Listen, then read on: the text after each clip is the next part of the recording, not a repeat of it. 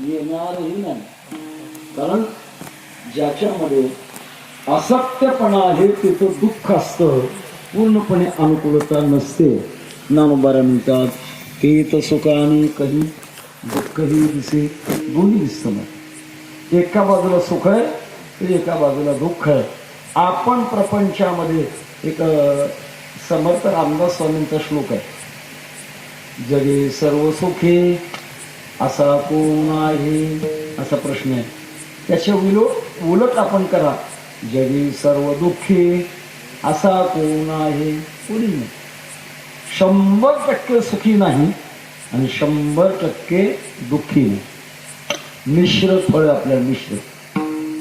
सुखस्यानंतरम दुःखम, दुःखस्यानंतरम सुखम, मृत्यूलोकी सुखाची कहाणी ऐकी जाईल कवनाची श्रवणी. कैसे सुखनिद्रा अंतुरणी इंगळाच्या. किंवा हे सगळं आपल्याला नेहमीचा पाठ असणारा विषय आहे. 100% अनुकूलता नाही आणि 100% प्रतिकूलता नाही. संसारामध्ये 100% अनुकूलता कोणाला दाखवा बरं? कोणालाच नाही. श्रीमंत असू द्या, सत्ताधारी असू द्या, इंद्रकेसरी असू द्या, कलाकार असू द्या, ज्ञानी असू द्या, सामर्थ्य संपन्न असू द्या, सर्वांच्या दृष्टिकोनातून कुठेतरी दुःखाचा संबंध आहे.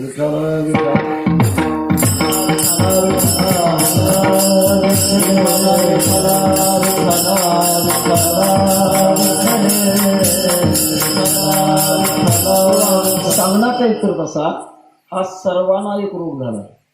काही गोष्टी सगळ्यांना कशी होतील. एक जुनी म्हण आहे, एक गावामध्ये भांग ओढणारा माणूस होता, व्यसनी माणूस होता. आणि त्या भांग ओढणाऱ्याला गावातली सगळी मंडळी तुच्छ समजायची, टीका करायची, अवहेलना करायची, वाईट वाटायचं त्याला. पण त्याने मनामध्ये ठरवलं की एक दिवस या सगळ्यांची टीका मी करणार आहे. उन्हाळ्याचे दिवस होते, गावामध्ये एकच आड होता, एका आडाचं गाव सगळ्या गावाला पाणी होतं. रात्रीच्या वेळेला त्याने अर्ध पोतं भांग आणली आणि कोणालाही कळू न देता त्या आडामध्ये टाकून दिली. सकाळी उठल्यानंतर लोकांनी पाणी घेऊन जायचं, दुधामध्ये पाणी टाकायचं, पाणी प्यालं की लगेच ते झुलायची. गावची गाव झुलायला लागली. का? कोणाला माहित नव्हतं त्या पाण्यामध्ये दोष आहे, तो कोणालाही माहित नव्हता. सगळं गावच्या गाव झुलायला लागलं. शेवटी हा एकटा सावध होता, सगळ्यांना हसायला लागला. सगळे माणसं झुलायला लागले, पाहिल्यानंतर हसायला लागले. परगावचा माणूस आला, का सगळी माणसं झुलायला लागली आणि तुम्ही एकटे हसता? त्याने एकाच वाक्यात सांगितलं, बावडी में भंग पडी. बावडी म्हणजे आडामध्ये भांग पडली, त्याच्यामुळे सगळं गावात बिघडलं. तसं संपूर्ण जग बिघडलंय. कशामुळे बिघडलं? मायेचा संबंध आला. आणि मायेचा संबंध आल्यामुळे आपण जीव झालो, मर्यादित झालो. आणि मर्यादित झाल्यामुळे अनेक प्रकारच्या दुःखाचं कारण जन्मावे मरावे, जन्मावे मरावे, जन्मावे मरावे, जन्मावे मरावे, जन्मावे मरावे, जन्मावे मरावे, जन्मावे मरावे, जन्मावे मरावे. बंधन किंवा भावे नजरा शुद्धी,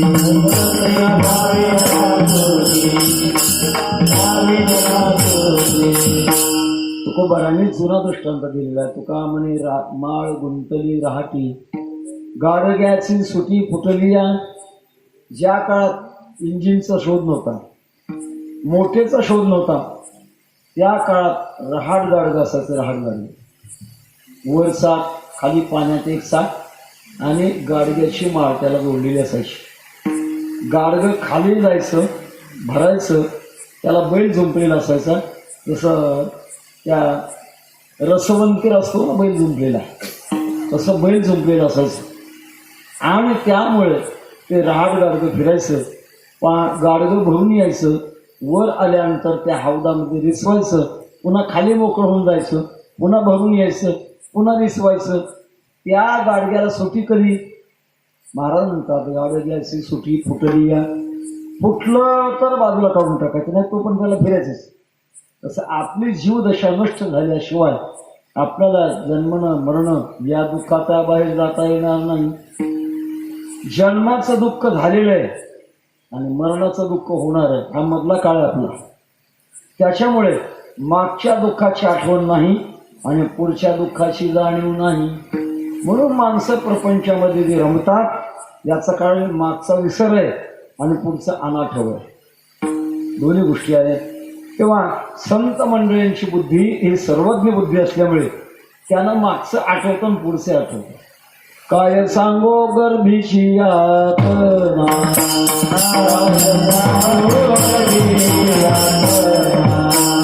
मग भूमिका नारायणा, मग भूमिका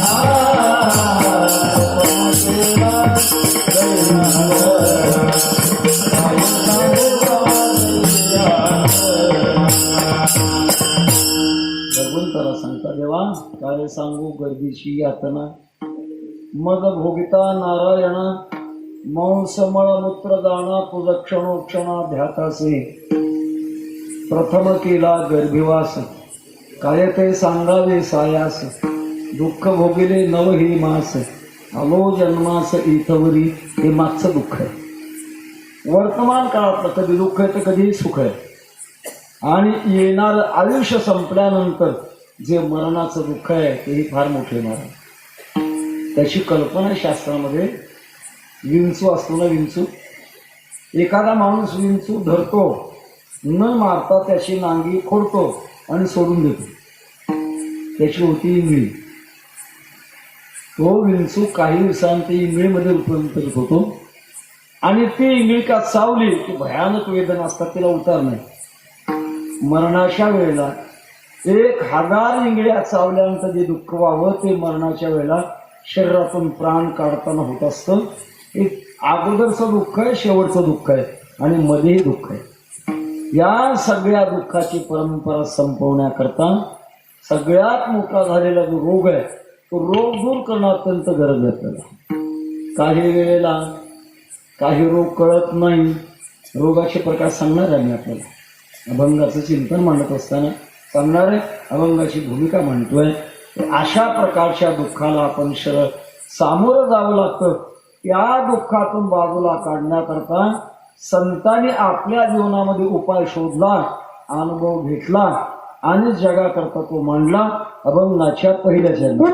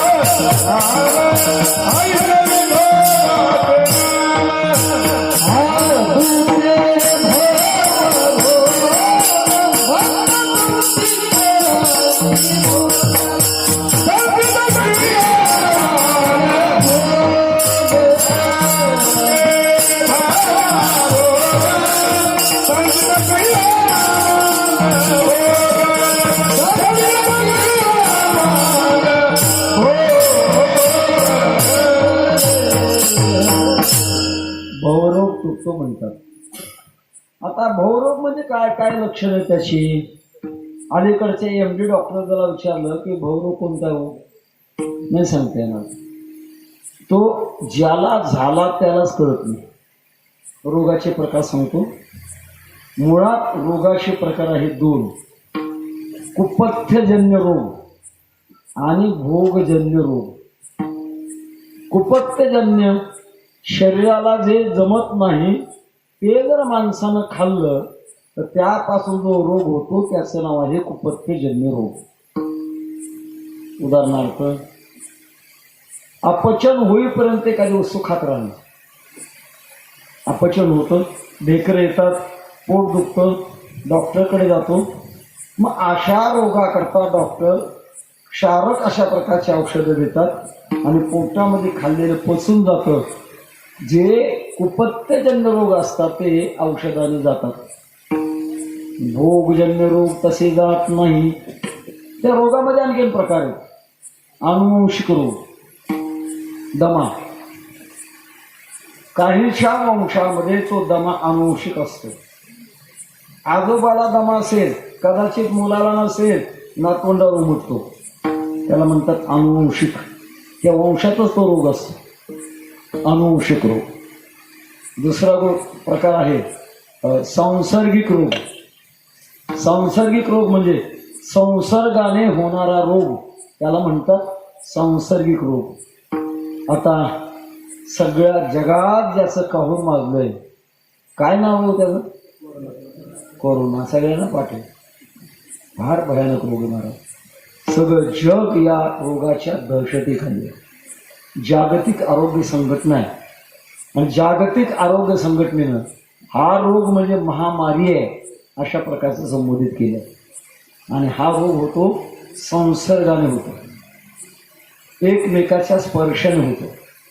त्याच्यामुळे या रोगाची भीषणता आहे. या रोगापासून बाजूला झालं पाहिजे. आता अलीकडे आपल्या वारकरी संप्रदायामध्ये दर्शन घेण्याची पद्धती आहे. या उत्सवाचं संयोजन हरिभक्तीपरायण माणिक महाराज यांच्याद्वारे झालेलं आहे. आता महाराज, आजपासून आपण सगळ्या समाजाला सांगा, कीर्तनकाराचं दर्शन दुरून घ्या, हात जोडून दुरून घ्या, स्पर्श करू नका. कारण आम्ही अनेक ठिकाणाहून फिरत असतो आणि कोणाचा संसर्ग कधी झाला आणि त्याचा प्रादुर्भाव कोणाला होईल काही सांगता येत नाही. याच्याकरता दक्षता घेण्याची गरज आहे. आजच जवळजवळ 8 ठिकाणचे कार्यक्रम रहित झाले. कशामुळे? त्या कोरोनामुळे. आमची आळंदीची वारकरी शिक्षण संस्था आणि पंढरपूरची वारकरी शिक्षण संस्था, आज सकाळी मी फोन केले, सगळ्यांना सुट्टी द्या आणि सगळ्यांना घरी लावा.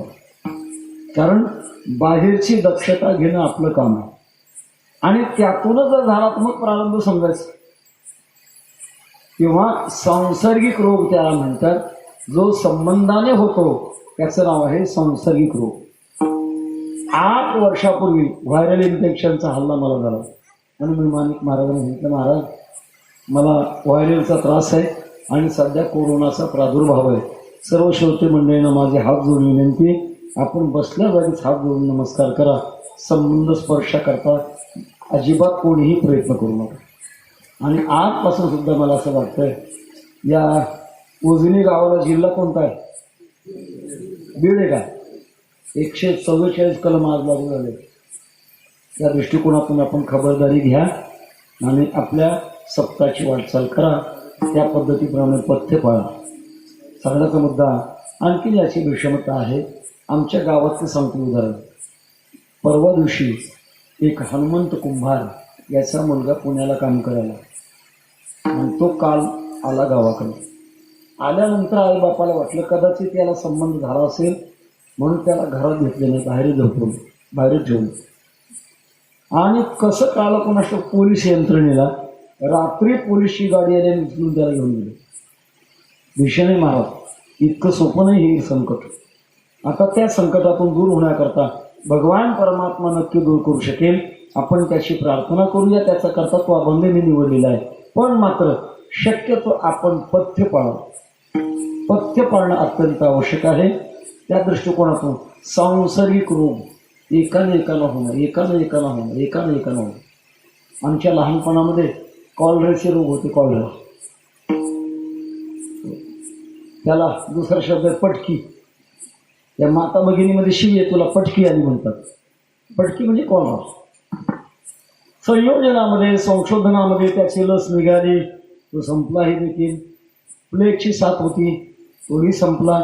नवीन नवीन रोग येत आहेत मला. एड्स कुठून आलाय? परदेशातून आला आपल्या देशात. एड्स, टीबी, महारोग, कितीतरी रोग असे जे संसर्गाने होतात. या सांसर्गिक रोग, पहिला आहे कुपत्तजन्य रोग, दुसरा आहे अनुवंशिक. त्या वंशामध्ये जन्माला आलेला मुलगा असो किंवा मुलगी असो त्यांना तो रोग होतो, त्याचं नाव आहे अनुवंशिक रोग. तिसरा आहे सांसर्गिक रोग आणि चौथा आहे प्रारब्धजन्य रोग. आपल्या प्रारब्धामध्ये जेव्हा दोष निर्माण होतो तेव्हा मात्र तो आजार तयार होतो. असे 4 प्रकारचे आजार आहेत. महाराज म्हणतात हे सगळे आजार ज्या आजारामुळे होतात तो आजार नष्ट होतो. त्या आजाराचं नाव आहे भवरोग. भवरोग म्हणजे या ब्रह्मांडामध्ये कोणत्याही जन्माला जायचं आणि नंतर मरायचं. बरं, मेल्यानंतर कायमचा मरत नाही हो. पुन्हा जन्माला येतो, जन्मावे मरावे, जन्मावे मरावे, खंडन केव्हा व्हावे नजरा शुद्धी. किंवा ही अव्याहत असणारी परंपरा तात्पुरत्या दुःखाचा नाश व्हावा का कायमच्या दुःखाचा नाश व्हावा? त्याचं उत्तर आहे तात्पुरत्या दुःखाचा नाश होऊन चालत नाही, कायमचं दुःखाचा नाश व्हावा. त्याला शास्त्रामध्ये शब्द आहे आत्यंतिक निवृत्ती आणि लयरूप निवृत्ती. लयरूप निवृत्ती म्हणजे तेवढ्यापुरती होणं आणि आत्यंतिक म्हणजे कायमची होणं. उदाहरणार्थ, पुरुषाच्या गालावर काही वयानंतर गालावर केस उगवतात आणि मग केस उगवल्यानंतर आपण दाढी करतो. दाढी केल्यानंतर गालावरचे केस कायम जातात का पुन्हा येतात? पुन्हा येतात. इतकं केस विचित्र आहेत. डाव्या गालावरचा वस्त्रा उजव्या गालावर जर गेला तर डाव्या गालावरचे केस टाच वर करून उभं बघतात ते कुठपर्यंत वस्त्रा केला. लयरूप निवृत्ती आहे, हे तात्पुरती आहे, कायमशी नाही. आणि आत्यंतिक निवृत्ती टक्कल पडलं उगवतच नाही तिथं काही, त्याला काय म्हणतात? आत्यंतिक निवृत्ती.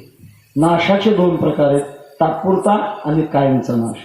तसं दुःखाच्या बाबतीमध्ये तात्पुरता नाश होणं वेगळं आणि कायमचा नाश होणं वेगळं. जगद्गुरु तुकोबार म्हणतात असे भगवत साधन आहे की त्याच्यामुळे मुळातला रोग जातो. मूले कुठारहा असं एक न्याय संस्कृतमध्ये, मुळातच घाव घालायचं. जुन्या काळामध्ये, आता नवीन या नव्या पिढीला उतरंडी माहीत नाही. जुन्या काळामध्ये उतरंडी होत्या, मागच्या घरात उतरंडी असायची. कल्पना करा, एखाद्या मुलाला माहीत झालं की या उतरंडीच्या वरच्या गाडग्यामध्ये खाऊ ठेवलेला आहे आणि मग त्याला खाण्याची इच्छा होती. मुलगा हुशार असावा, वर तर हात पुरत नाही, वर चढून घेता येत नाही, मग तो काय करतो? बुडातल्या गाडीवर दगड मारतो. बुडातलं फुटलं वरचं आपोआप खाली येतं, त्याला म्हणतात मुले कुठारा. तसं सगळ्या दुःखाचं मूळ जे कारण आहे ते कारण का संपवलं की बाकीचं कुठलंही दुःख होऊ शकत नाही. याकरता महाराज सांगतात तुटे भवरोग. भवरोग म्हणजे अज्ञान अवस्था प्राप्त होणं आणि सतत सुखदुःखामध्ये तळमळत राहणं, हा मोठा रोग आहे. तो रोग ज्याच्यामुळे तुटतो, तुटे भवरोग. कशामुळे होतो? संचित क्रियमान भोग. या रोगाचं जगणं या जंतूमुळे. जसं संसारातल्या रोगाचं जगणं हे जंतूमुळे असतं, तसं भवरोग कशामुळे जगतो? हे जंतू 3: संचित, क्रियमान आणि भोग. संचित म्हणजे आपण जे कर्म करतो ते साठवणं, याचं नाव आहे संचित. क्रियमान, आपण आता करणार आहोत, याचं नाव आहे क्रियमान. आपण सर्व कीर्तनामध्ये आहात, हे कर्मच आहे. आणि या कर्मातून होणारी जी उत्पत्ती आहे, या उत्पत्तीच्या जेव्हा पुण्य प्राप्त होणार, हे क्रियमान. संचित साचवलेलं आहे, क्रियमान होणार आहे आणि प्रारब्ध भोगाला असणार आहे. हे प्रत्येकाची भिन्न भिन्न आहे. संचित प्रारब्ध क्रियमान भोग. किंवा भोग तो न घडे संचिता वाचवणे. करावे ते मनी समाधान, म्हणून या मनी मानू नये खेद, म्हणावा गोविंद. काही वेळेला आपलं कर्म या जन्मात असू शकतं किंवा पूर्वजन्मात असू शकतं. थोडं त्यातला नियम सांगतो. आपण आज कर्म केलं तर आजच्या कर्माचं फळ आजच मिळेल असं नाही सांगते. कदाचित मागून जे कर्म शिल्लक राहिले ते क्रमाक्रमाने भोगून मग आज केलेल्या कर्माचा नंबर पुढे लागेल. किंवा त्याला दुसरा नियम आहे, अत्युत्कट पुण्य पाप इहैव फलमश्नुते. अति उत्कट पाप जर केलं किंवा अति उत्कट पुण्य जर केलं मग त्याचं फळ ताबडतोब प्राप्त होतं. आपल्या रामायणामध्ये प्रसंग आहे, कदाचित अजून तुमच्या रामायणामध्ये तो प्रसंग आला नसेल. अयोध्येचा राजा रघुवंशातला दशरथ राजा, खूप मोठ्या अशा प्रकारचं राज्य, 18 भार वनस्पती, फुली फळी उळती, 22 पोखरणी नदी गंगा वाहती, ज्या घरी पुरस्त्रिया, राज्य राणी व संपत्ती, अशा प्रकारचं राजा दशरथाचं राज्य होतं. पण मात्र एवढं चांगलं राज्य असताना सुद्धा एक कमतरता होती. बघा काय आहे, आता जवळजवळ हे राहिलं नाही. ते लहान मुलगा बसला, त्याला विचारतो, बाळा तुला काजळ कळतं का रे? काजळ कळतं का? हा, खेड्यात आहे, खेड्यातलं म्हणून काजळ कळतंय. मुंबई पुण्याला लहान मुलाला विचारताना काजळ नाही कळत. का बरं? त्याचं कारण आहे, जेव्हा माणसं घरी जन्मत होती, घरी मरत होती, तेव्हा काजळ होतं. आता बदल झाला. माणसं जन्मतात कुठं? दवाखान्यात. मरतात कुठं? धन्य तोशी जगी आधी आमचं सांभाळी. तेव्हा आता शहरात काजळ राहिलं नाही. पूर्वी आई मुलाला काजळ घालायची, आणि काजळ घालणं संपल्यानंतर काजळाचं जे बोट आहे ना, ते बोट त्याच्या गालावर चिटकवायचे. त्याला म्हणतात गालबोट. का बरं? त्या आईला विचारा, एवढं त्या मुलाला चांगलं तूट सजवलं, स्नान घातलं, कपडे घातले, दागिने घातले, काजळ घातलं, आणि गालावर काळा टिपका का मारलास?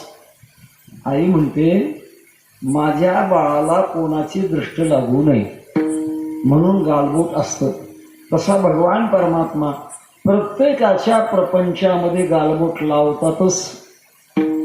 आता एवढंच आहे, कोणाच्या संसारात काय गालबोट आहे दुसऱ्याने सांगू नये.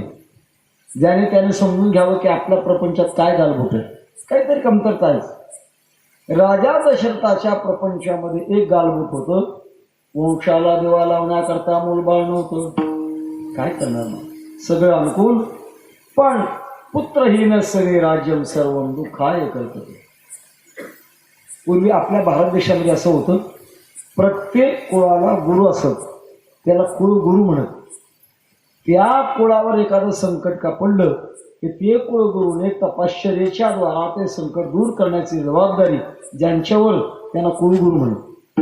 आता कुळगुरू राहिले नाहीत. आता आहेत ते युनिव्हर्सिटीमध्ये एक आहेत. पूर्वी आपल्या समाजामध्ये कुलगुरू होते. रघुवंशाचे कुलगुरू होते वशिष्ठ, आणि त्या वशिष्ठाकडे राजा दशरथ गेले, प्रार्थना केली, महाराज एवढं मोठे राज्य माझं आहे, पण वंशाला दिवा लावण्याकरता मूलबाळ नाही. वशिष्ठ थोडं बाजूला गेले आणि अंतर्मुख झाले.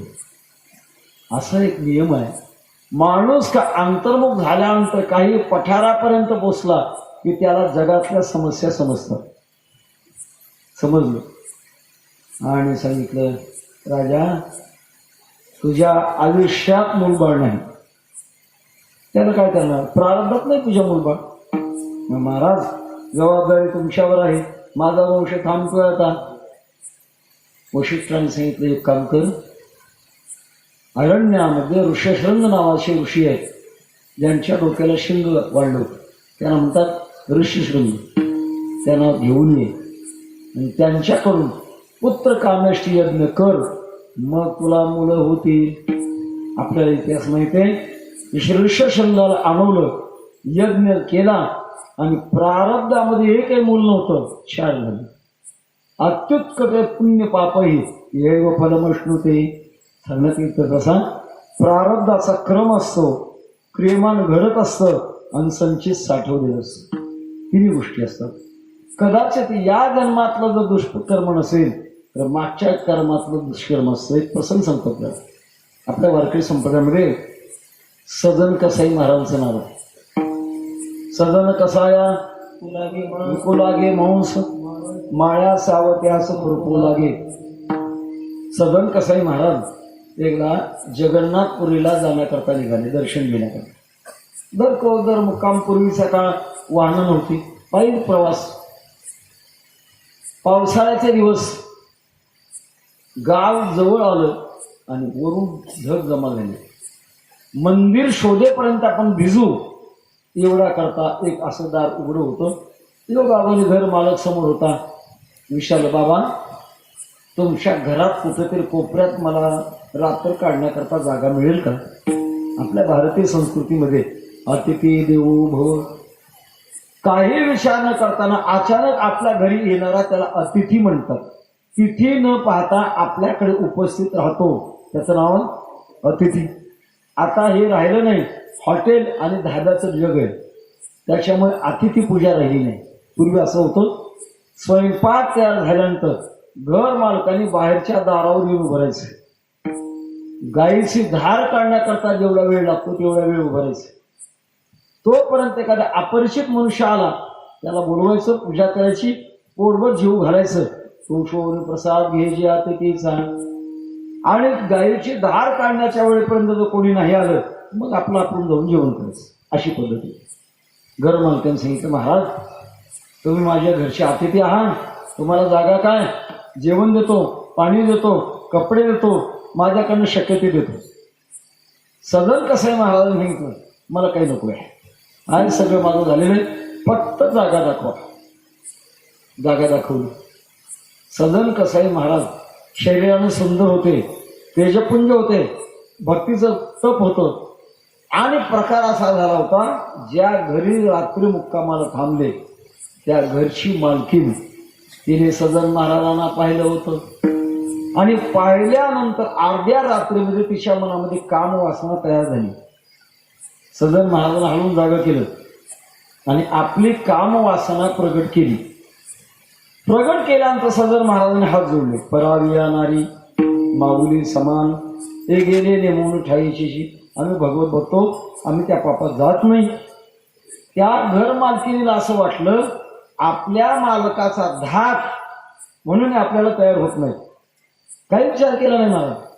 पती झोपी गेलेला होता, मोठा वरवंटा होता घरामध्ये, उचलला आणि त्याच्या डोक्यामध्ये घातला. झटक्यात पती गेला.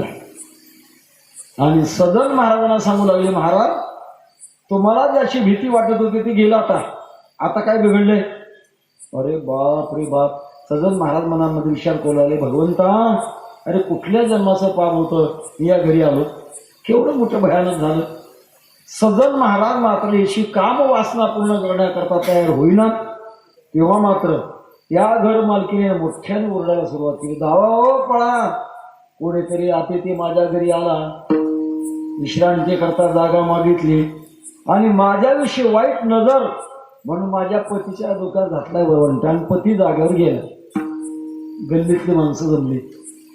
आता गल्लीतल्या माणसाने काय फुलाची माळ घातली असेल का त्यानं? घे दगड मार, घे काठी मार, खोप खोप मारून मारून शेवटी केस कोर्टामध्ये दाखल केली. आणि कोर्टामध्ये केस दाखल केल्यानंतर सजन महाराजांना शिक्षा दिली. त्यांच्या दोन्ही हात तोडण्याची शिक्षा दिली. नाईलाज होता, सजन महाराजांचे दोन्ही हात तोडले. पण हा चिने माता न फिरे माघारी, बैसले शेजारी गोविंदाच्या. जगन्नाथ प्रभूच्या दर्शनाला चाललो, आता परत नाही जायचं, जाणार तर तिकडेच जाणार. दर मुक्काम. जगन्नाथपुरीला पोहोचले. मंदिरात जाऊन दर्शन घेण्यापेक्षा एका बागेमध्ये जाऊन बसले आणि चिंतन करू लागले, देवा इतक्या दूर आलो तुझ्या दर्शनाला, मला तुझ्या दर्शनाची गरज आहे, पण तुला मला दर्शन देण्याची गरज नाही का? विनंती केली.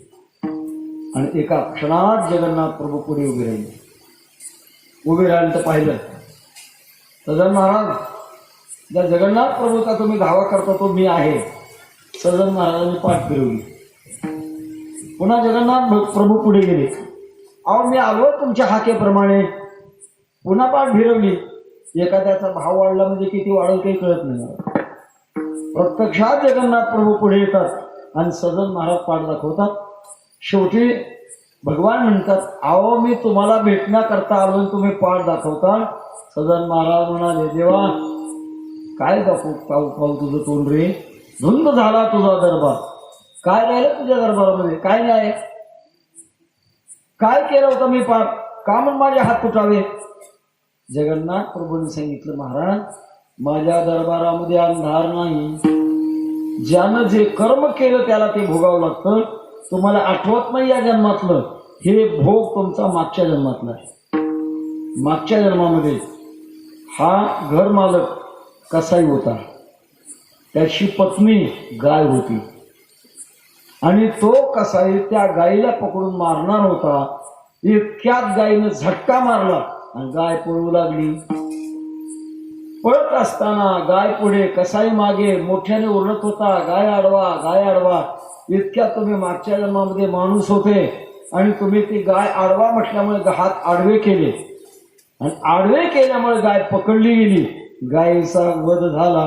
ते मागच्या जन्मातलं कर्म आहे, त्याच्यामुळे तुमचे हात तुटले.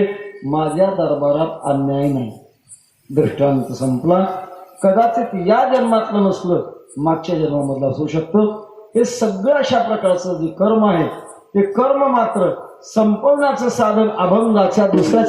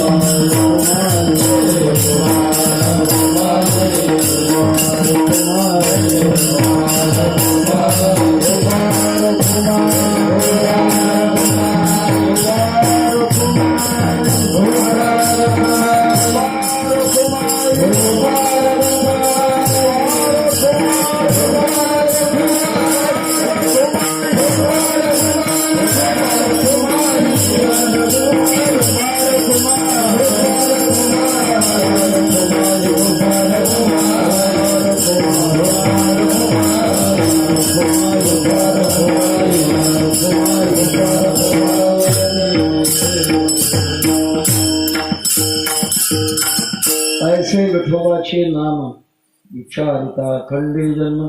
भगवंताच्या नामाचा हा परिणाम आहे. कारण परमात्म्याचं नाम आणि भगवान परमात्मा या दोघांचा अभेद असं शास्त्र सांगतं. नाम जपयज्ञ तो परम बाधून शके स्नानादि कर्म. नामे पावन धर्माधर्म नाम परब्रह्म वेदार्थे नाम ब्रह्म किंवा नाम गोड पुढे सकळ हे कोड असं भगवान परमात्म्याचं नाम आणि परमात्मा यांचा अभेद आहे. संसारातलं नाव आणि संसारातली वस्तू यांचा संबंध असेलच नाही सांगते. संसारामध्ये जे नावं ठेवलेली आहेत ते कशा करतात? फक्त व्यवहार होण्याकरता.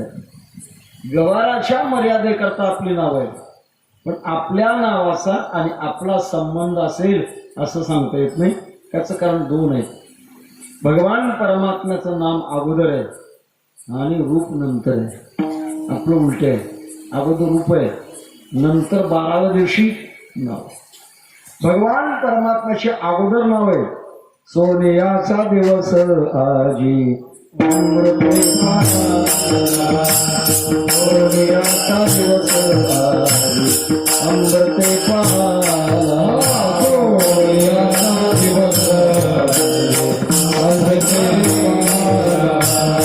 सोनियाचा दिवस नाम आठविता रूपी प्रगट नाम आठविता रूपी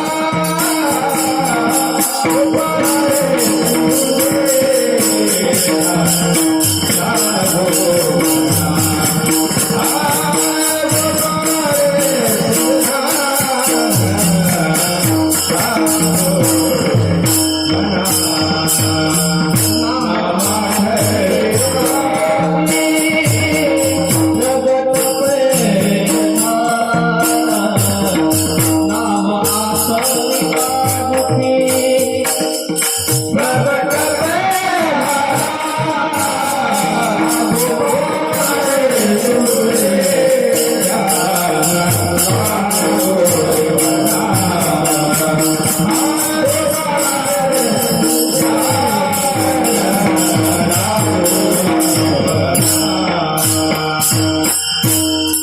नाम आठविता रूपी प्रगटपरी झाला. भगवान परमात्म्याचं नाम अगोदर आहे आणि नंतर रूप आहे. आला नावा रूपा तुका म्हणे झाला. क्रम असाच आहे, अगोदर नाव आहे आणि नावाप्रमाणे परमात्मा प्रगट होतात. आपलं वेगळं आहे, अगोदर रूप आहे आणि नंतर कुठलं तरी एखादं नाव आहे.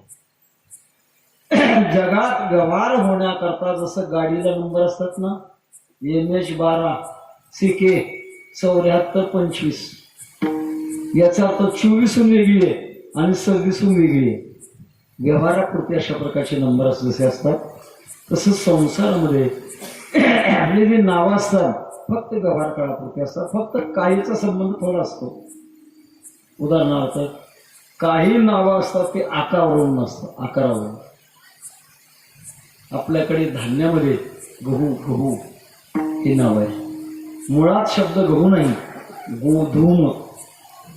गाईचं शेपूट गोंडा जो असतो ना, तो मध्ये फुगेला असतो, मागे निमुळता आणि पुढेही निमुळतो. तो आकार गव्हाला आहे म्हणून त्याचं नाव ठेवलं अगोदर गोधूम आणि त्याचं अपभ्रष्ट झालं गहू. आकारावरून नाव. काही वेळेला नाव असतात ते त्याच्या क्रियेवरून नाव असतात. उदाहरणार्थ मोठं घर बांधलंय पण घरामध्ये पडद्या टाकतो ना आपण. पडद्या हे स्वयंपाकघर आहे, हे विश्रांती घर आहे, असे वेगळे वेगळे घर करतो. मध्ये आपण भिंत घालतो. भिंत का नाव पडलं? भेदन करते म्हणून भिंत. हे घर वेगळं आहे आणि हे घर वेगळं आहे असा भेद करते म्हणून नाव काय पडलं? भिंत. काही नावं क्रियेवरून आहेत, काही आकारावरून आहेत आणि काही स्वरूपावरून आहेत. परमात्म्याच्या स्वरूपावरून त्याची नाव आहेत. ओम विश्वम विष्णु षटकारो भूत भगे भवत प्रभू भूतकृत भूतकृत भाऊ भूतात्मा भूतभावना. पूर्ण अनाथ शास्त्राच्या बाबतीमध्ये आपल्या भारत देशामध्ये 3 प्रकारच्या महत्वाच्या शक्ती आतापर्यंत चालत आहे. मंत्रशक्ती, तंत्रशक्ती आणि यंत्रशक्ती. प्राचीन कालापासून ऋषी मुनीपासून या 3 शक्ती चालत आहेत. तंत्रशक्ती विशिष्ट प्रकारच्या वस्तूच्या द्वारे जी मांडली जाते तिचं नाव आहे तंत्रशक्ती. यंत्रशक्ती आपल्याला आता कळते सगळ्या जिकडे तिकडे यंत्रमय आहे. आणि मंत्रशक्ती. मंत्र कशाला म्हणतात? मननात त्रायते यस्मात तस्मात मंत्र प्रकीर्तितः. ज्याचं मनन केल्यानंतर शक्ती प्रगट होते त्याला काय म्हणतात? मंत्र म्हणतात. मंत्रामध्ये ती शक्ती प्रगट होण्याची ताकद असते. त्या मंत्राचे प्रकार आहेत. जवळजवळ मंत्राच्या प्रकारामध्ये मंत्र महानव नावाचा ग्रंथ आहे. 7 कोटी मंत्र आहेत त्याच्यात. 7 कोटी. त्या मंत्राचे प्रकार आहेत. पूर्वीच्या काळात राजे युद्ध खेळायचे आणि युद्ध खेळत असताना शस्त्र आणि अस्त्र 2 असायचे. काठी, भाला, तलवार, बंदूक हे काय? शस्त्र आहे. आणि अस्त्र असण्याकरता वेगळी साधना करावी लागायची. एखाद्या मंत्राची साधना करायची आणि मंत्र तो आपल्या बाणावर ठेवायचा आणि बाण मारायचा. उदाहरणार्थ 2 राजे लोकांचं युद्ध चाललंय आणि अस्त्रयुद्ध सुरू होणार आहे. जर एखाद्या बाजूने अस्त्राचा अर्थात आग्नेय अस्त्राची जर साधना केली त्याने अग्नीचा मंत्र म्हणायचा, बाणावर ठेवायचा आणि बाण मारायचा. जिकडं बाण मारला तिकडं अग्नी लागतो, त्याला म्हणतात आग्नेयास्त्र. आणि समोरच्या लोकांना जर पर्जन्यास्त्र माहीत असलं तर त्याने पर्जन्याचा मंत्र म्हणायचा, बाणावर सोडायचा आणि तो बाण सोडायचा. जिकडे तिकडे पाऊस पडून तो अग्नी विझणार. अशी युद्ध असायची. त्याला अस्त्रयुद्ध म्हणतात. शस्त्रयुद्ध, अस्त्रयुद्ध. अस्त्रयुद्धाकरता मंत्राची अत्यंत फार मोठी गरज होती. त्याद्वारे युद्ध करायचे. मंत्राच्या बाबतीमध्ये थोडा खोल विचार आहे. वेळेमध्ये मी आपला विचार मांडणार आहे. 4 प्रकारचे मंत्र आहेत. वैदिक मंत्र आहे, शास्त्रीय मंत्र आहे, सागर मंत्र आहे आणि संत मंत्र आहे. 4 आहेत. वैदिक मंत्र वेदाने जो सांगितला आहे त्याला म्हणतात वैदिक मंत्र. वेदाने फक्त 1 अक्षराचा मंत्र सांगितला त्याला प्रणव म्हणतात. किंवा आपल्याकडे जे परिचित ओम एकच अक्षर आहे, दुसरं अक्षर नाही.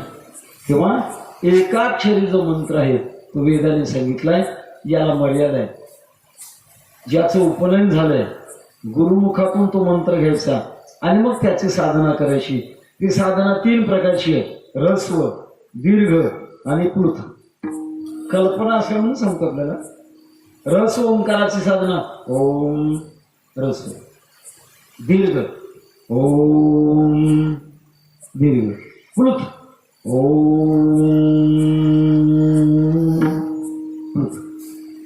हे ऱ्हस्व, दीर्घ आणि प्लुत साधना ओंकाराची असायची.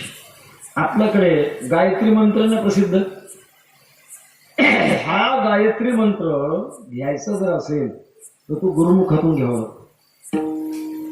आणि गायत्री मंत्र काम होण्याकरता आपल्याला त्याला शाप मोचित करावं लागतं आणि त्याला सिद्ध करावं लागतं. थोडं क्लिष्ट शास्त्र ते. शाप मोचित म्हणजे ब्रह्मदेव आणि विश्वामित्र यांनी गायत्री मंत्राला शाप दिलेला आहे. उग कॅसेट लावली गायत्री मंत्राची म्हणजे फायदा होतो असं नाही म्हणत. त्याला शापातून बाजूला काढावं लागतं, नंतर त्याला सिद्ध करावं लागतं.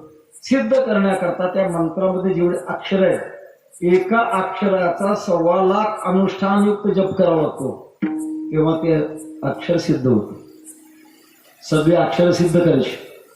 सिद्ध झाल्यानंतर दशांश हवन, दशांश तर्पण आणि रोज मंत्रामध्ये जेवढे अक्षर आहेत तेवढा त्याचा जप व्हावा लागतो, मग तो मंत्र काम करतो. इतका अवघड आहे मंत्रशास्त्र. वैदिक मंत्र. दुसरं शास्त्रीय मंत्र आपण सकाळी म्हणत असाल पारायणाच्या वेळेला, ओम विश्वम विष्णू षटकारू भूतभव्य भगवत प्रभू भूतकृत भूतभृत भाऊ भूतात्मा भूतभावना. या मंत्राचा अधिकार मात्र सर्वांना आहे. केवळ ओमचा अधिकार सर्वांना नाही. मी असं वाचून गेलोय. केवळ ओमचा उच्चार आणि साधना जर कुमारी अवस्थेमध्ये मुलीनं जर केलं तर लग्न झाल्यानंतर त्याला मूलबाळ होत नाही. कारण ओम हे निर्बीज करणारा मंत्र आहे. सगळ्याचा मुद्दा असं मर्यादा आहे. शास्त्रीय मंत्र, त्याच्यानंतर साबर मंत्र, नाथ परंपरेमध्ये साबर मंत्र आहे. त्या साबर मंत्राचा प्रकार आहे, मंत्राचा अर्थ लागत नाही, पण विशिष्ट पद्धतीने त्याची साधना जर केली तर त्याच्यातून शक्ती प्राप्त होते. याला साबर मंत्र म्हणतात. आपल्या महाराष्ट्रामध्ये शेगावचे गजानन बाबा यांचा एक मंत्र आहे, गण गण गणात बोते. काय अर्थ आहे का त्याचा? लागतो का अर्थ कोणाला? नाही लागला. आपल्या दक्षिणेकडे हुबळी धारवाडला अलीकडच्या काळात एक ऋषी होऊन गेले. त्यांचं नाव कुमार सप्तर्षी. तप करत असताना एकदम अक्षर त्याला ऐकू आली. याला मंत्र साक्षात्कार म्हणतात. अक्षर ऐकवली. ती अक्षर होती, हे प्रभो प्रसिद्ध ओम, अशी अक्षर होती. तेव्हा साबर मंत्राचा साक्षात्कार ऋषीनं झालेला असतो आणि त्याचा जप केल्यानंतर त्याची ताकद मिळते, पण अर्थ नसतो त्याला. एक तुम्हाला नमुना म्हणून साबर मंत्र म्हणून दाखवतो. कोणाला अर्थ कळाला तर कीर्तन संपल्यानंतर मला सांगा त्याचा अर्थ. मंत्र म्हणून दाखवतो. साबर मंत्र ओम ह्रीं क्लीं चामुंडा विच्छेये. जर लक्षात नसेल राहिला पुन्हा म्हणतो, ओम ह्रीं क्लीं चामुंडा विच्छेये. साबर मंत्र आहे. अर्थ लागत नाही मला. हा तिसरा प्रकार आहे. आणि चौथा प्रकार आहे नाममंत्र. आपल्या वारकरी संप्रदायामध्ये नचळे हा मंत्र, नच नमणे याती कुळ, नलगे काळ वेळ विचारावी. महाराज म्हणतात हा मंत्र चळत नाही. बाकीचे मंत्र, मंत्र चळे थोडा तरी घरची होय गेला, घरी घरची होय गेला,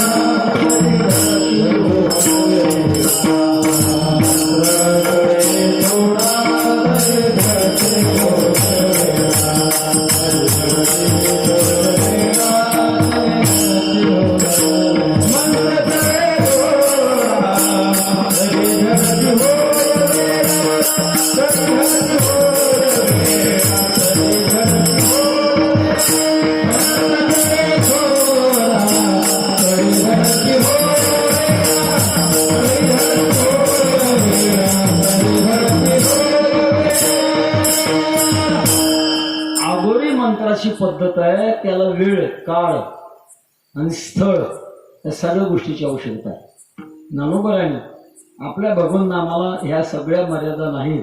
त्याच्याकरता एका ठिकाणी फार सुंदर सांगितलेलं आहे. अशोचया जपू नये आणि का ते ऐकू नये. ऐशिया मंत्राचे जगबिहे, त्याचे फळणे थोडे, परिक्षोभने बहुत, तैसा मंत्र राजन वेरे. आपला वारकऱ्याचा जो मंत्र आहे तो सोपा आहे. बाकीचे मंत्र फार अवघड आहे. त्या जारण, मारण, स्तंभन, मोहन, उच्चाटन आणि वशीकरण 6 प्रयोग आहेत. 6. या 6 प्रयोगातले काही मंत्र असे आहेत ते रात्रीच्या वेळेला अमावस्येच्या रात्रीच्या वेळेला आणि प्रेताच्या छातीवर बसून ती साधना करावी लागते आणि मग त्याची ताकद निर्माण होते. इतकं अवघड येते. तेव्हा आपण साबर मंत्रापर्यंत आलो होतो. चौथा आहे संत मंत्र. संतांनी जो मंत्र तुम्हाला आम्हाला दिलाय अत्यंत सोपा मंत्र आहे. विठ्ठल विठ्ठल मंत्र सोपा हरी बाबा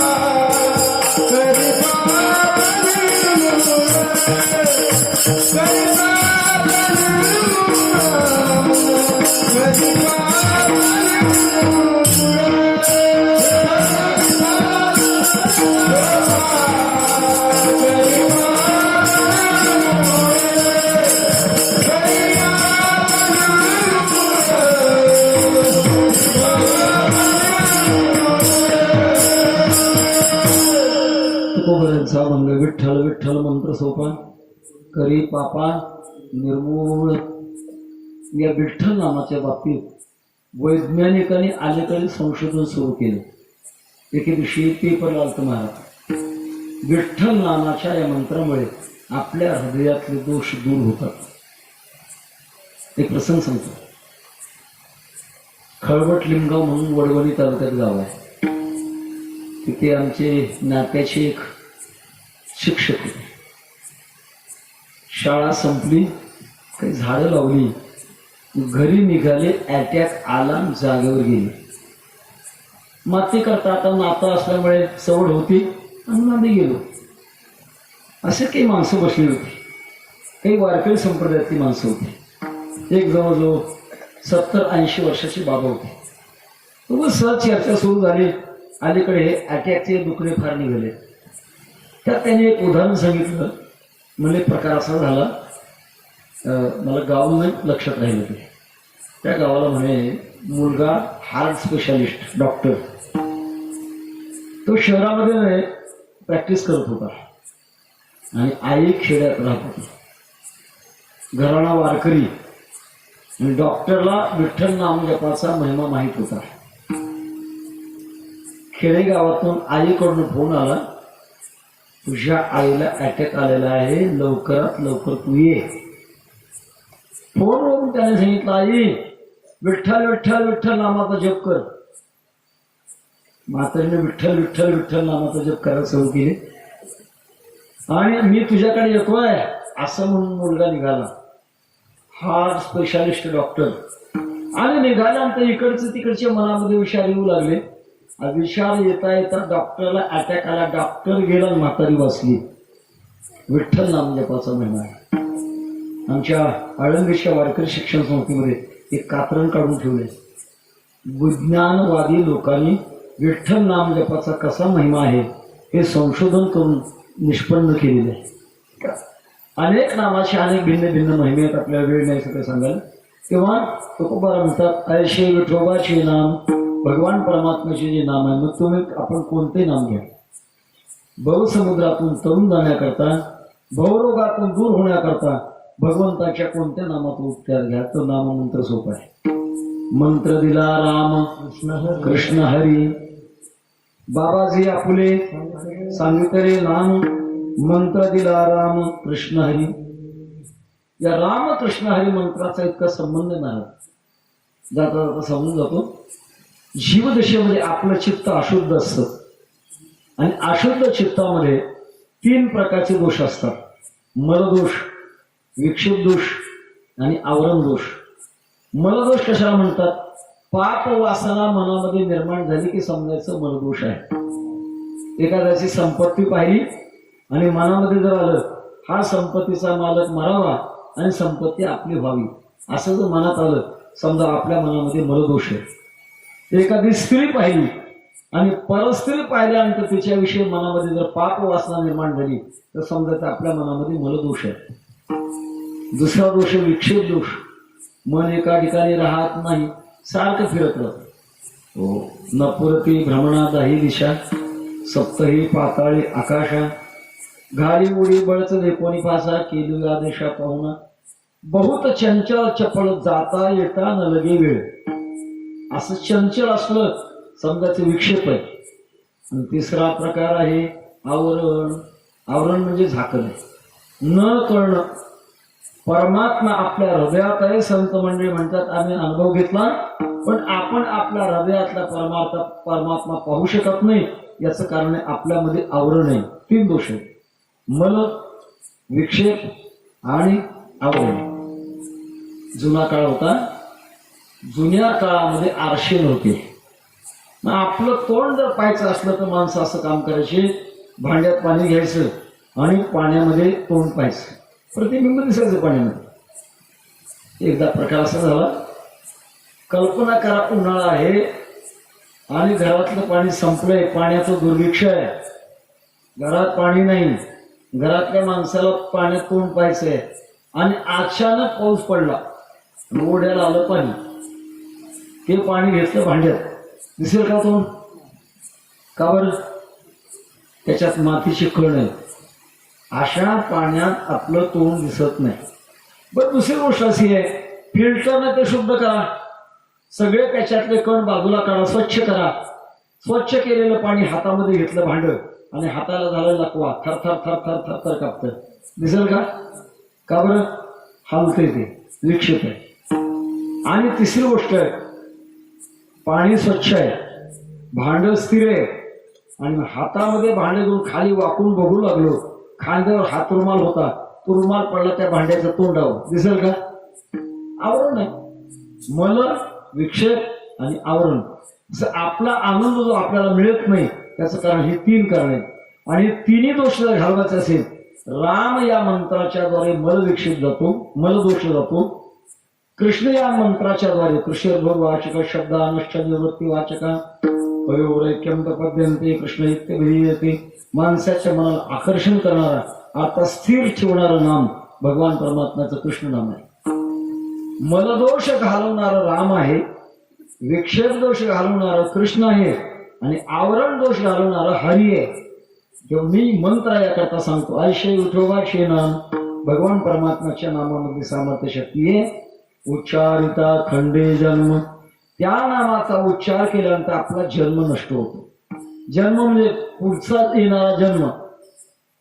तुका म्हणे एका मरणेचे सरे, उत्तम चिमुरे कीर्ती मागे. पुढे जन्मावं लागत नाही. यद्गत्वा न निवर्तन्ते तद्धाम परमं मम. अशी जी भगवान परमात्म्याची स्वरूपाची एकता आहे, ती एकता प्राप्त होण्याकरता या मंत्राचा उच्चार करावा लागतो. कोणी विचारतात किती उच्चार करायचा? विचारायचं नाही. ज्याच्याद्वारे आपल्या अंतःकरणात ते मळ जातील इतकेपर्यंत उच्चार करायचा.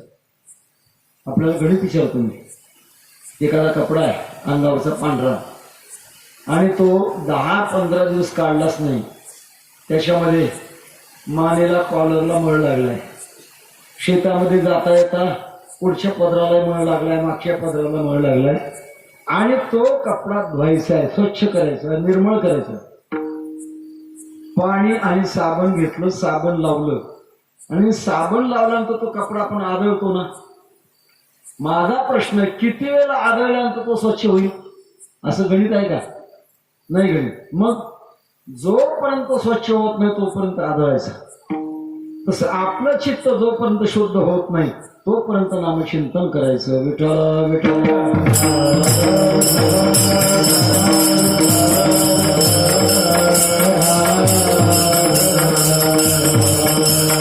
चित्त शुद्ध झालं हे ओळखायचं कसं?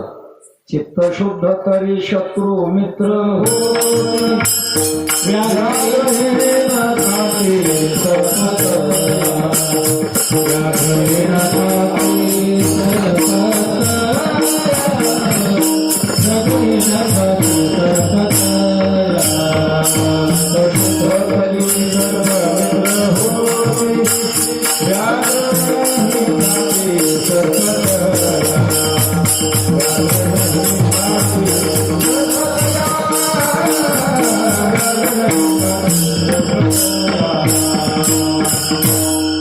ज्याचं चित्त शुद्ध झाले त्याचं जगात वैर राहत नाही.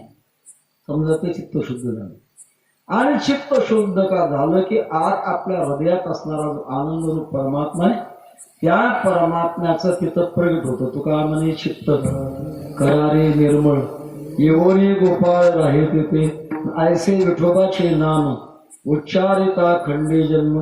भगवंताच्या नामचिंतनाच्या द्वारे तेषां सतत युक्तानां भजतां प्रीतिपूर्वकम ददामी बुद्धियोगंतम येन मामुपयांति ते. परमात्म्याच्या नामचिंतनाचा अभ्यास का केला की भगवान त्यांना ब्रह्मज्ञान देतात आणि ब्रह्मज्ञानाच्या द्वारे ज्ञानाग्नी सर्व कर्माणी भस्मसात कुरुते तथा विद्यते हृदय ग्रंथी छिद्यन्ते सर्व संशया क्षीयन्ते चास्य कर्माणी तस्मिन् दृष्टे परावरे. असं जन्म मरणाच्या बाबतीमध्ये मुक्त होतो. महाराज मुक्त होतो तुम्ही म्हणता उच्चारिता खंडे जन्म. पण पुढच्या राहिलेल्या आयुष्यामध्ये त्याच्याकडनं काही घडतं का कर्म अभंगाच्या तिसऱ्या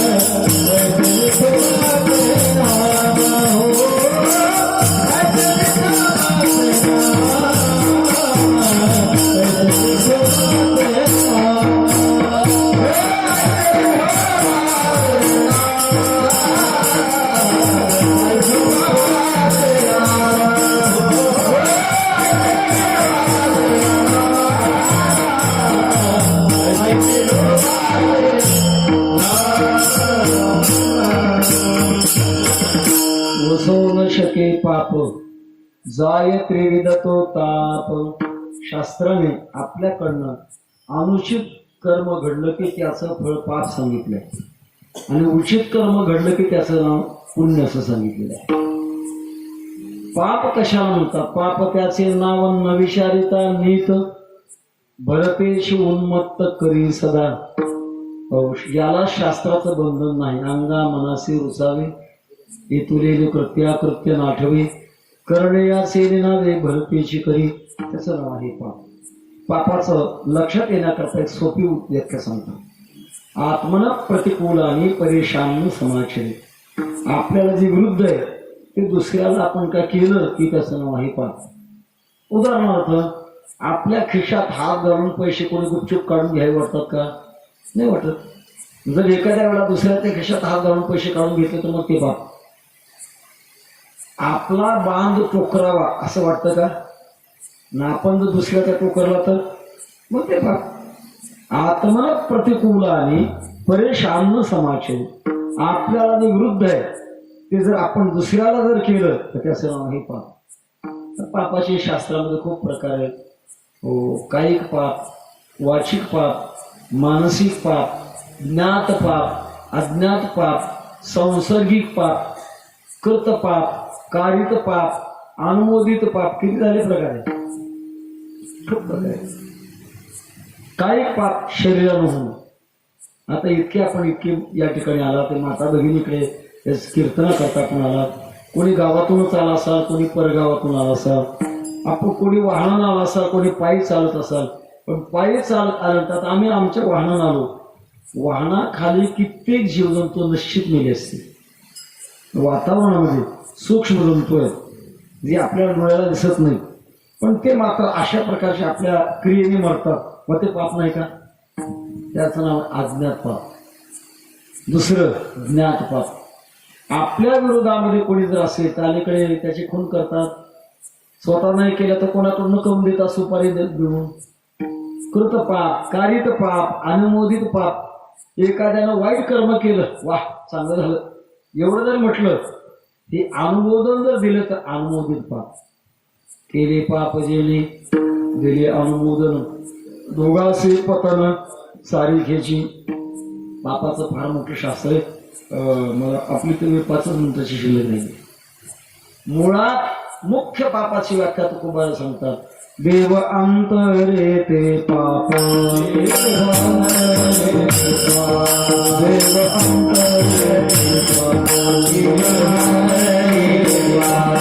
मोठे उगवा संकल्प, मोठे उगवा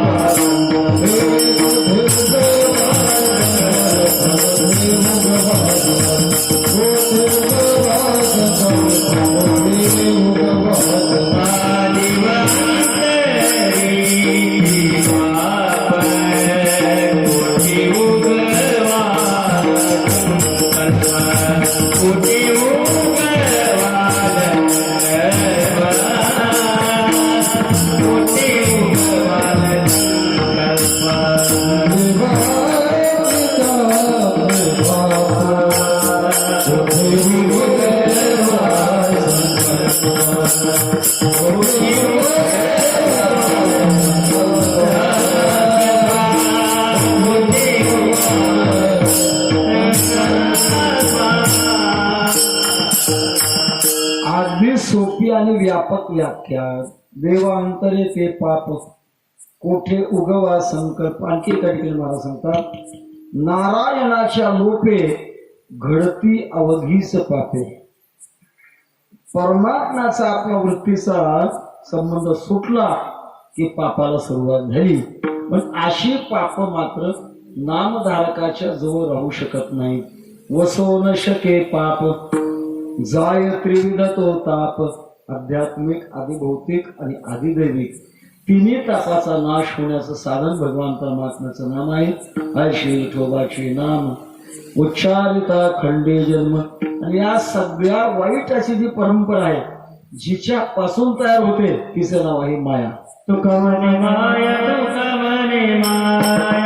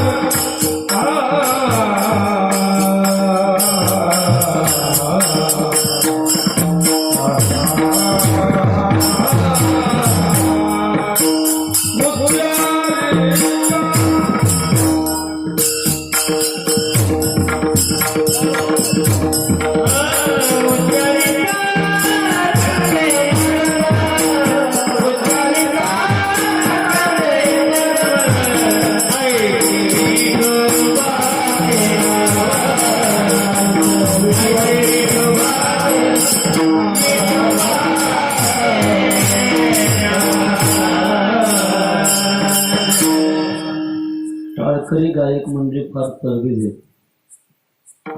मगापासून पाहतो साथ इतकी सुंदर आणि समयसूचक आहे. आणि आता जे आपण म्हटलात ना त्याच्यावर मला असं जाणवलंय की कामामध्ये काम.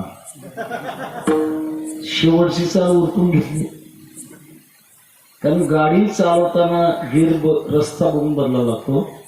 तसं चाली म्हणताना सुद्धा 11 वाजल्यामुळे आपण शेवटची चाल उरकून घेतली. तुम्हारी मन की बात मैंने पहचानी. तुका म्हणे माया होय दासी लागे पाय. भगवान नामधारकाच्या जीवनामध्ये नामचिंतन करण्याचा परिणाम माया ही विरोधात राहत नाही, दासी होऊन सेवा करण्याकरता येते. दासी झाली म्हणूनच भिंत सहज चालली. दासी झाली क्रीडा बोलला. दासी झाली स्त्रीचा पुरुष बनवला. दासी झाली 13 दिवस बडवलेल्या वह्या कोरड्या निघाल्या. का? भगवान परमात्म्याच्या नामचिंतनाच्या द्वारे हे सामर्थ्य प्राप्त होतं. माया कोशाला म्हणतात फार मोठी व्याख्याने, कमीत कमी 1 तास पाहिजे माया सांगायला. थोडक्यामध्ये या मा या सा जी नाही ती, जिची अस्तित्व शक्ती नाही, सत्य नसताना सुद्धा लोकांना जी अनुभवाला येते तिचं नाव आहे माया. खूप चिंतन आहे. सन्नाप्य सन्नाप्य भयात्मिकानु, भिन्नाप्य भिन्नाप्य भयात्मिकानु, संगाप्य संगात भयात्मिकानु, महद्भुता निर्वचनीय रूपा. तरी माया ऐसी ख्याती नाव बरं सांगतात. नसतीच जया आती, वांजेची संतती वाणणी जैसी. वांजेच्या मुलाचं वर्णन करावं तसंच म्हटलं मायेचं. पण मात्र माया अनेक जन्मापासून तुम्हा आम्हाला थकवते. अजब झटका माई का डुबाया परमार्थ सबका, इंद्र चंद्र को क्या क्या भया सबको मालूम है जी, नारद की तो भई नारदी ऐसी नौबत गाजी, अजब झटका माये का डुबाया परमार्थ सबका, अशी माया तुम्हा मला रूप नाही त्याचे ठेविले नाम, लटिकाचे भ्रम वाढविला, असा असणारा जो काही मायेचा प्रवाह आहे. पण ती माया मात्र नामधारकाच्या पुढे दासी होते. ब्रह्मज्ञानी माणसाच्या पुढे राहत नाही, अज्ञानी माणसाला सतवते आणि नामधारकाची ती दासी होते. तुकाराम म्हणे माया होय दासी लागे पाया, ऐशी विठोबाचे नाम उच्चारिता खंडे जन्म ज्ञानेश्वर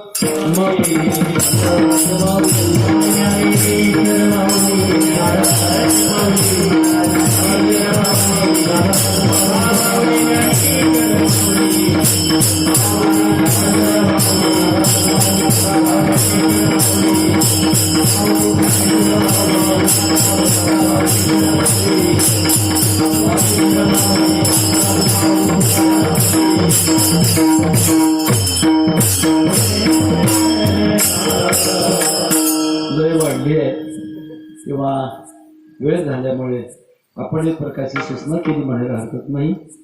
आपल्या गावामध्ये भगवान सिद्धेश्वरांच्या दरबारात कर्पूर गौरम करुणावतारम संसार सारम वज्रेंद्रहारम सदा वसंतम हृदयारविंदे भवम भवानी सहितम नमामि. या दरबारामध्ये आपण हा उत्सव करत आहात आणि उत्सवाच्या दुसऱ्या दिवसाची चिंतन सेवा तुटे भवरोग संचित क्रियमान भोग अभंगावरचं आपल्यापुढे मी चिंतन मांडलं. आपण सर्वांनी टाचणी पडेल तरी आवाज येईल शांतता आपण धारण केली. सर्वांना कोटी कोटी धन्यवाद. अवपट्याने पाहिजे असा आवाजही पुरवला किंवा आपल्या सर्वांना कोटी कोटी धन्यवाद देऊन ही चिंतन सेवा जी मांडली माझ्या बुद्धीची नाही. स्वानंद सोन्याशी सद्गुरू जो महाराज यांनी आळंदीला 1917 साली वारकरी शिक्षण संस्था स्थापन केली. 4 वर्षाचा अभ्यास आहे आणि आपली स्वतःची साधना. याद्वारा आलेल्या कपाळा थोडी बहु शिल्लक राहिलेला आपल्यापुढे मांडण्याचा केलेला हा प्रयत्न आहे. सद्गुरू जो महाराजांच्या अनंत उपकार आहेत. आज महाराष्ट्र आणि महाराष्ट्राच्या बाहेर गुजरात असेल, मध्य प्रदेश असेल, कर्नाटक असेल, आंध्र असेल, तेलंगणा असेल, राजस्थान असेल ना उत्तर प्रदेश असेल, इथपर्यंत आम्ही धांडोळा घेतलाय. या वारकरी शिक्षण संस्थेचे विद्यार्थी या राज्यामध्ये पोहोचलेले आहेत आणि जिकडे तिकडे याचा प्रचार चालू आहे. असं म्हणता येईल आज महाराष्ट्रामध्ये 80% गायक, वादक, कथाकार, कीर्तनकार आणि भाविक सद्गुरू जोग महाराज वारकरी शिक्षण संस्थेशी प्रत्यक्ष किंवा परंपरेने चिटकलेले आहेत. इतकं मोठेपण वारकरी शिक्षण संस्थेचं आहे. त्या वारकरी शिक्षण संस्थेचा 3 वर्षापूर्वी शताब्दी महोत्सव आळंदीला झाला न होतो, मागे कधी झाला नसेल. ज्याची नोंद लंडनच्या गिनीज बुकमध्ये झाली. आश्चर्य, शिक्षकाला पगार नाही, विद्यार्थ्यांना फी नाही, सरकारचं अनुदान नाही आणि संस्था मागतही नाही. भाविकांच्या निर्मित संस्था व्यवस्थित चालू आहे. या संस्थेचा उपकार करणारे सद्गुरू जोग महाराज यांची 100वी पुण्यतिथी गेल्या 10 फेब्रुवारीला आळंदीला फार मोठ्या प्रमाणामध्ये झाली. आपल्यापैकी कोणी आला असाल आपल्याला आठवेल काय तो आनंद. तेव्हा कोणी आलं जर नसेल तर त्यांच्याकरता आम्ही वारकरी शिक्षण संस्थेच्या वतीने 3.5 लाख रुपये खर्च करून वारकरी शिक्षण संस्था यूट्यूब चॅनल यावर ते कार्यक्रम टाकलेले आहेत. आपण आपल्या मोबाईलमध्ये सबस्क्राईब करून ते कीर्तन काही प्रसंग आपण पाहू शकता आणि त्या आनंदाची आपल्याला कल्पना येऊ शकते. अशा प्रकारची सूचना आपल्यापुढे देऊन झालेली चिंतन सेवा भगवंताच्या चरणांमध्ये समर्पण करूया आणि प्रभू कृपेने आपल्यालाही या गोष्टीचा आनंद मिळावा अशी सूचना करत असताना आमचे मृदंग वादक बालासाहेब यांनी पत्रिका दिली आहे. वैराग्यरागरसी काका महाराज आपल्या महाराष्ट्रात आणि मराठवाड्यामध्ये विशेषतः झाले, ज्यांनी 700 वर्षापूर्वी 108 संतांची परीक्षा घेतली. असे महान परीक्षक ज्यांनी प्रेममूर्ती नामदेव महाराजांना कच्च ठरवण्याचा त्यांचा अधिकार, त्यांचं क्षेत्र, जन्मभूमी श्री क्षेत्र तेर या ठिकाणी आणि प्रत्येक वर्षी समाधी सोहळ्याची महावारी भरत असते.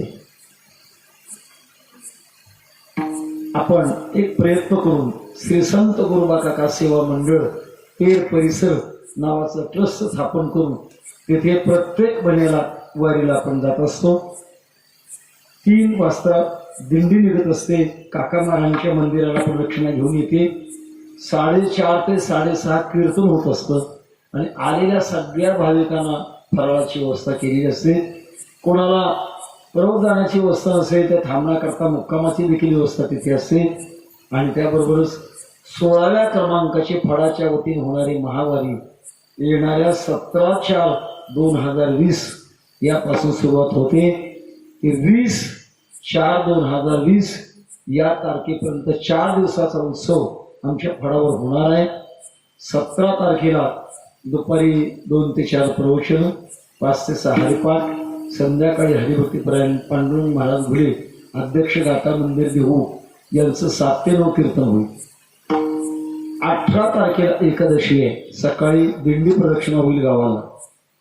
नंतर 3 ते 5 प्रवचन होतील, 5 ते 6 हरिपाठ होईल आणि संध्याकाळी 7 ते 9 आताच्या कीर्तनकाराचं कीर्तन होईल. 19 तारखेला 19/4 सकाळी द्वादशी आहे. तेव्हा आपल्या महाराष्ट्रातलं विद्वद रत्न वेदशास्त्र संपन्न हरिभक्तीपरायण चैतन्य महाराज देगलूरकर यांचं सकाळी 10 ते 12 द्वादशीला कीर्तन होईल. दुपारी 2 ते 5 वारकरी संमेलन होणार आहे आणि नंतर हरिपाठ. संध्याकाळी आम्हाला ज्यांनी अर्धा एकर जागा दिली भागवताचार्य पद्मनाभ महाराज व्यास यांचं संध्याकाळी द्वादशीला 7 ते 9 कीर्तन होईल. आणि 20 तारखेला हरिभक्तीपरायण संतवीर बंडातात्या महाराज कराडकर यांचं काका महाराजांचं समाधी सोहळ्याचं कीर्तन होईल. अशा प्रकारचं आयोजन आहे. पाहू परमात्म्याच्या कृपेने काय फरक पडतो तो. कारण कालाच्या ओघामध्ये नाथनारायणच्या षष्टीची वारी सुद्धा शासनाने रहित केली. कारण समाज जमल्यानंतर त्या कोरोनाचा संक्रमण एकमेकांमध्ये होऊ शकतो आणि अनेक जीवाचा विनाकारण नाश होतो. याकरता सरकारने 144 कलम जारी केलेले आहे. त्या दृष्टिकोनाची दक्षता आपल्याला घ्यावी लागेल. भगवंताच्या इच्छेप्रमाणे काही संकेत असेल त्याप्रमाणे जर हा सगळा अशा प्रकारचा व्हायरस संपला मग मात्र वारी निश्चित होईल. आणि संपला जर नाही तर कायद्याच्या दृष्टिकोनातून ज्या सूचना येतील त्याप्रमाणे मंडळ परिपालन करणार आहे. अशा प्रकारची सूचना आपल्या पुढे देऊन झालेली चिंतन सेवा तुझी देणी तुझ्या समर्पणी पायी जालो उतराई पांडुरंगा विठ्ठल जय जय विठ्ठल.